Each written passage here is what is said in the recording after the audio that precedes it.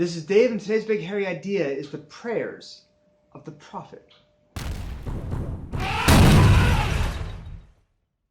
As many of you know, I read a series called The Age of Prophecy. I'm very into the aspect of prophecy and understanding how it works in biblical times and modern times, how we're supposed to understand this concept.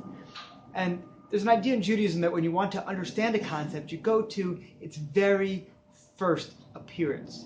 So the first time that the concept of prophecy, of somebody being a prophet, that term is used in the Bible, is in this week's Torah portion.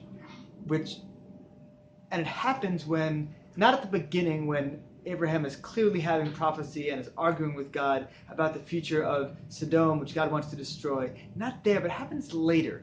Later on, the Sarah is taken by the Philistine king, and God strikes them down because of it. He basically clogs up all of their portals in their body, and they can't move anything, and they realize that it is because that the king has taken Sarah.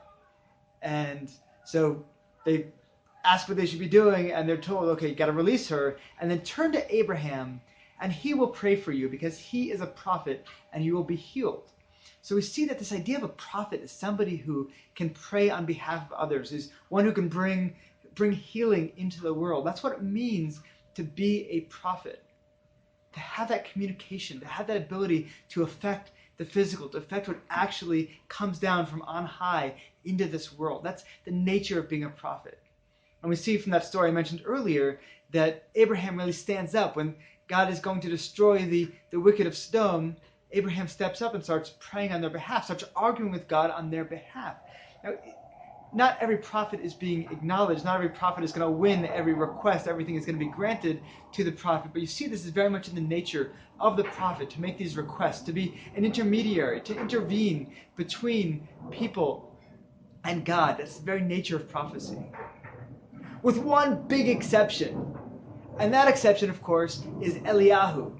Elijah the prophet, the one who is the main prophet that I focus on in the Age of Prophecy series. And I find him such a compelling character, partially because he flips the role of prophet on its head. That he actually doesn't terribly relate to the people. He doesn't want to be quieting God's anger on behalf of the people. In fact, we see the opposite happens. The oral Torah sources often tell us that God was not angry with the people, but Eliyahu saw that their behavior was not at the standard that he felt it should be at. And so he starts arguing with God and saying, are you going to put up with this? You're going to take that from them? No, you got to be harder on these people. You got to actually step up and make them do the thing. You got to punish them for what they're doing. What's all this mercy about? They're not following your rules. Don't take that. So it's a total flip on that whole perspective. And I see so much of the Eliyahu story as I lay out in the Age of Prophecy series about God's dialogue with Eliyahu, trying to shape his perception, trying to show him that actually mercy has an incredibly important role in this world. Now, we say there's no longer any prophecy. We say that prophecy, there's a little hints of it left. We say it's kind of been settled in the only remnants you really find are in children and the insane. They'll still spout out some prophecy. They've said little bits of prophecy, like parents, we say, have a bit of prophecy when it comes to naming their children.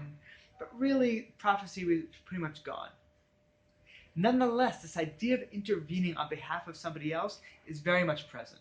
If you want to be doing the work of the prophets in the world, you can think, okay, what can I be doing to be helping others, to be intervening for others, to be helping to heal others, helping to smooth their paths, helping them to connect to something bigger than just themselves, helping yourself to connect to something bigger than just yourself.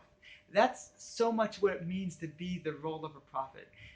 And that, despite the fact that we lack some of that communication with God ability that existed in the Age of Prophecy, but those roles, that ability to intervene, to help others, to try to bring more mercy into the world, to try to bring more understanding and caring into the world, that role still exists, and we can still do that today.